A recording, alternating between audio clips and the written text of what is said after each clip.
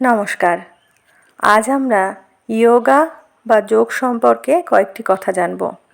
আমি 2011-12 বর্ষে বিপিএড করেছি যাদবপুর ইউনিভার্সিটি থেকে। আমাদের যোগাতে 20 নম্বর ছিল। খুব বেশি জানার সুযোগ হয়নি।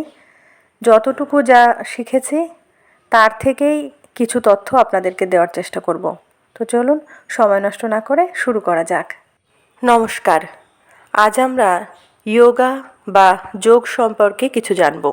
যোগা যোগ কথাটি সংস্কৃত যুজো ধাতু থেকে এসেছে। ইহার অর্থ যুক্ত করা। প্রশ্ন হলো, কাকে যুক্ত করব?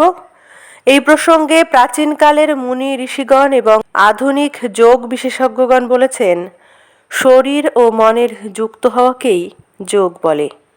আবার অনেকের মতে জীবাত্মা ও পরমাত্মার যুক্ত হওয়াকেই যোগ বলে। যোগ সম্বন্ধীয় সংজ্ঞা: যোগ শরীর ও মনের সমতা বজায় রাখে। যে কোনো পরিস্থিতিতে মন শান্ত, মাথা ঠান্ডা ও শরীর সতেজ হলে কাজ ঠিকমতো হয়। যোগ চিন্তা, কথা ও আচরণের মধ্যে সমতা বজায় রাখে। মাথা, হৃদয় ও হাতের মধ্যে সামঞ্জস্য রক্ষা করে। বহু মানুষ যোগ বিষয়ে মতামত রেখেছেন,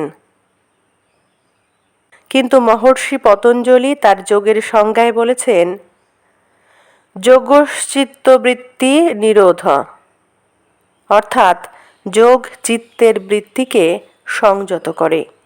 এখন প্রশ্ন, চিত্ত কি? বৃত্তি কি?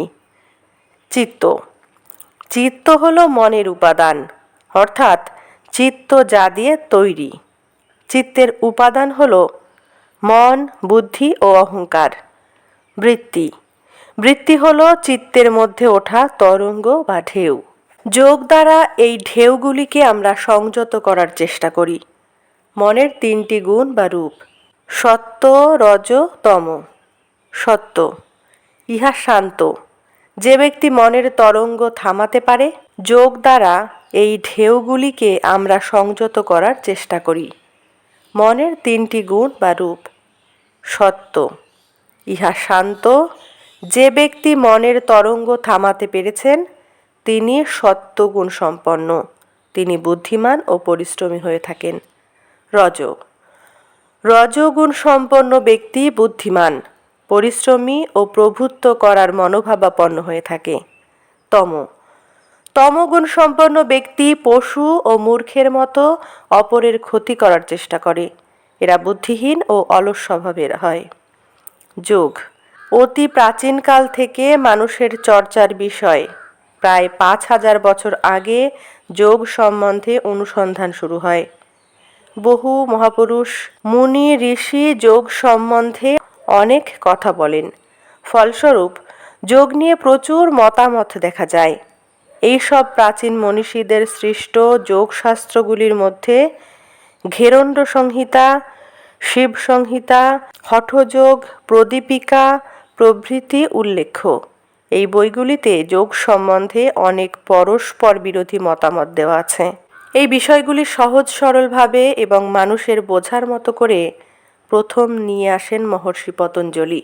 তিনি তার যোগশাস্ত্র নামক বইটিতে 8টি অঙ্গ বা পদ্ধতির কথা উল্লেখ করেছেন বলে তার প্রচারিত যোগ দর্শনকে অষ্টাঙ্গ যোগ বলা হয়।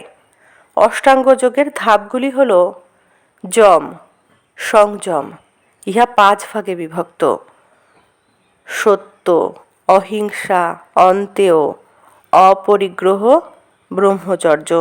সত্য, যথার্থ কথা বলাকে সত্য বলে। পৃথিবীতে সত্যই একমাত্র প্রতিষ্ঠিত। সত্য কথা ও সত্য আচরণ শরীর ও মনকে সতেজ করে, তাকে আরও উন্নতির পথে নিয়ে যায়। অহিংসা, কাজ দ্বারা, মন দ্বারা বা বাক্য দ্বারা কখনো কোনো প্রাণীর ক্ষতি না করাই অহিংসা। এর ফলে যে আনন্দ লাভ হয় তার সমান আনন্দ আর পৃথিবীতে নেই। অন্তেয়, চুরি বা বলপূর্বক অপরের বস্তু গ্রহণ না করার অর্থ অন্তেয়। চুরি করার সমান অপরাধ খুব কম আছে। এতে নিজের শারীরিক ও মানসিক প্রচণ্ড ক্ষতি হয়। অপরিগ্রহ, কষ্টের সময়ও অন্য কারোর কাছ থেকে কোনো দান গ্রহণ না করাকে অপরিগ্রহ বলে। এতে গ্রহীতা নিজের স্বাধীনতা হারিয়ে ফেলেন। ব্রহ্মচর্য, কর্মে, মনে ও বাক্যে সবসময় সংযত ও পবিত্র থাকাই ব্রহ্মচর্য। ব্রহ্মচর্যবান ব্যক্তির ইচ্ছাশক্তি অফুরন্ত থাকে। নিয়ম, অবশ্য পালনীয় কর্তব্য। ইহা 5 প্রকার: শৌচ, সন্তোষ, তপস্যা, স্বাধ্যায় আর ঈশ্বর প্রণিধান। শৌচ, দেহ ও মনের শুচিতাই হল শৌচ, অর্থাৎ শুদ্ধ করা। ইহা 2 প্রকার: বহিঃশৌচ, জল ইত্যাদি দ্বারা শরীর শুদ্ধিকে বহিঃশৌচ বলে।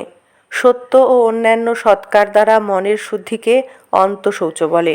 সন্তোষ, যে কোনো অবস্থায় মানসিক সন্তুষ্টিকে সন্তোষ বলে।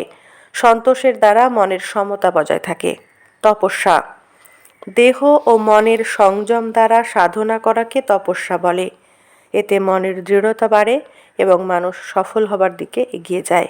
স্বাধ্যায়, নিজেকে অধ্যয়ন করা বা সত্য শুদ্ধি করাকে স্বাধ্যায় বলে। নিজেকে সঠিকভাবে জানলে এবং ভালো গ্রন্থ পাঠ করলে নিজের আরও উন্নতি করা যায়। ঈশ্বর প্রণিধান, ঈশ্বরের স্তুতি, স্মরণ ও পূজা পাঠই হল ঈশ্বর প্রণিধান। বিভিন্ন গ্রন্থে ঈশ্বর শব্দের অর্থ দীর্ঘই যোগ স্বর, শ্বাস যোগ শক্তি বলা হয়েছে। আসন, এই কথাটি সংস্কৃত আস থেকে এসেছে। এটি অষ্টাঙ্গ যোগের 3য় অঙ্গ। মহর্ষি পতঞ্জলি বলেন, স্থিরম সুখমাসনম, অর্থাৎ স্থিরভাবে সুখকর অবস্থান করাই হলো আসন। যম ও নিয়ম পালনের পর আসন করা উচিত বলে মনে করা হয়। আসন শরীর সংক্রান্ত বিষয়গুলি ঠিক করে। শারীরিক সক্ষমতা, নমনীয়তা বৃদ্ধি আসনের মাধ্যমে হয়। প্রাণায়াম, ইহা অষ্টাঙ্গ যোগের 4র্থ অঙ্গ। প্রাণায়াম অর্থাৎ প্রাণ শক্তির নিয়ন্ত্রণ। এর দ্বারা প্রাণী তার শ্বাস প্রশ্বাসের গতি নিয়ন্ত্রণ করতে পারে। উপরিউক্ত 4টি অঙ্গকে একত্রে বহিরঙ্গ যোগ বলে। প্রত্যাহার, ইহা 5ম অঙ্গ। এর দ্বারা মনের চিন্তা ভাবনা একে একে চলে গিয়ে মন শান্ত ও একাগ্র হবার দিকে এগিয়ে যায়। মানসিক দৃঢ়তা ও স্থিতির জন্য প্রত্যাহার খুব প্রয়োজনীয়। ধারণা, ইহা 6ষ্ঠ অঙ্গ। যখন মনের থেকে সব চিন্তা সরে গিয়ে কেবলমাত্র একটি চিন্তা থেকে যায়, যে চিন্তা আমরা করতে চাই, অর্থাৎ মন একমুখী হয়ে যাবার যে পদ্ধতি, তাকে ধারণা বলে। ধ্যান, ইহা 7ম অঙ্গ। যখন ধারণার ফলে আমাদের মনে যে চিন্তা এসেছে তাকে আমরা প্রত্যক্ষ করতে পারি, অর্থাৎ মন দিয়ে অনুভব করতে পারি, তাকে ধ্যান বলে। এর দ্বারা মনের দৃঢ়তা বৃদ্ধি, মানসিক স্থিতি ও কাজে পূর্ণ উদ্যম আসে। সমাধি, ইহা 8ম অঙ্গ। যখন সমস্ত রকম বিষয় অনুভূতি চলে গিয়ে আমার মধ্যের আমি অর্থাৎ আত্মাকে অনুভব করতে পারি, তাকে আমরা সমাধি বলি। সমাধি 2 প্রকারের হয়। সবিচার সমাধি, যে সমাধিতে বিচার বুদ্ধি প্রশ্ন বর্তমান। নির্বিচার সমাধি, যে সমাধিতে শুধু আত্মদর্শন থাকে। উপরিউক্ত 4টি অঙ্গকে অন্তরঙ্গ যোগ বলে। নিয়ম, অবশ্য পালনীয় কর্তব্য। ইহা 5 প্রকার: শৌচ, সন্তোষ, তপস্যা, স্বাধ্যায়, ঈশ্বর প্রণিধান। যতটা সম্ভব একটা ধারণা দেওয়ার চেষ্টা করলাম। আসলে যোগা একটা বৃহৎ বিষয়, যেটা এত সহজে জানা সম্ভব নয়। আমরা ভিডিওর একদম শেষ প্রান্তে চলে এসেছি। আজকের ভিডিওটি আপনাদের কেমন লাগলো অবশ্যই কমেন্টে জানাবেন। যারা ফেসবুক থেকে দেখছেন তারা ফলো করবেন, আর যারা ইউটিউব থেকে দেখছেন তারা চ্যানেলটি সাবস্ক্রাইব করে না থাকলে চ্যানেলটি সাবস্ক্রাইব করে অল নোটিফিকেশান অন করে বেল আইকন প্রেস করবেন সবার আগে নোটিফিকেশান পেতে। ধন্যবাদ।